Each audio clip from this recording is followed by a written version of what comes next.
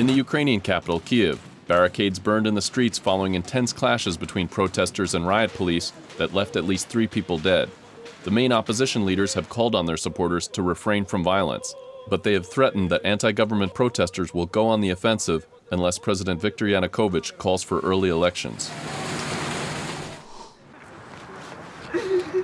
In Azerbaijan, friends and relatives attended the funeral of Issa Shahmarleh, a 20-year-old gay rights activist who was found dead in his Baku apartment in an apparent suicide. Shahmarleh was the openly gay chairman of a lesbian, gay, bisexual, and transgender rights group. He had written a farewell message online saying, quote, "This country and this world are not for me." Azerbaijan decriminalized same-sex relations in the 1990s, but much of Azeri society remains hostile toward homosexuality.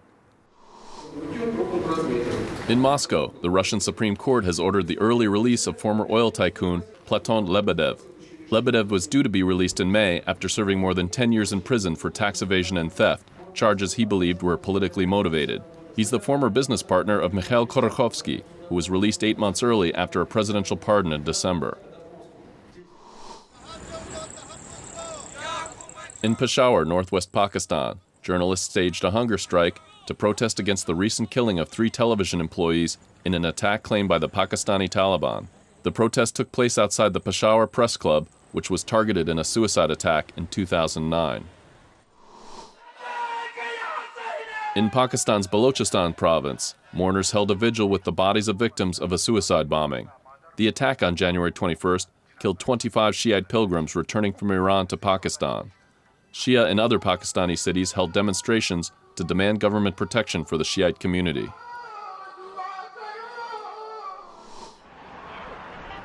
In Pakistan's North Waziristan tribal district, hundreds of people left their homes and sought refuge in the town of Banu after Pakistani airstrikes targeted Taliban hideouts in the countryside on January 20th. Displaced people arriving in Banu said they feared a large-scale operation and an outbreak of major hostilities.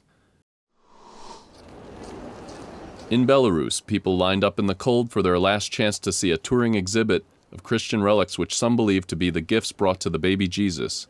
The gifts of gold, frankincense, and myrrh, normally stored at a monastery in Greece, have already been seen by thousands of people in Belarus and Ukraine.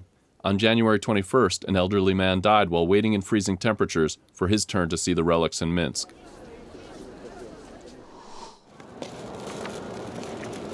In Kazakhstan, prominent activist Mukhtar Tajan held a one-man protest in Almaty to demand the closure of Russian military test sites on Kazakh territory. Tajan showed photographs of children suffering from birth defects that he said are due to contamination from the sites. He also called for the closure of the Baikonur Space Center, where the crash of a Russian rocket last year prompted claims that it spewed toxic fuel into the environment. In Afghanistan's western province of Farah, some 500 displaced families received winter clothes and other supplies from the Provincial Disaster Relief Authority. Officials said there are some 1,500 displaced families living at camps in the province after fleeing fighting and instability in neighboring provinces. And that's the video roundup from Radio Free Europe, Radio Liberty.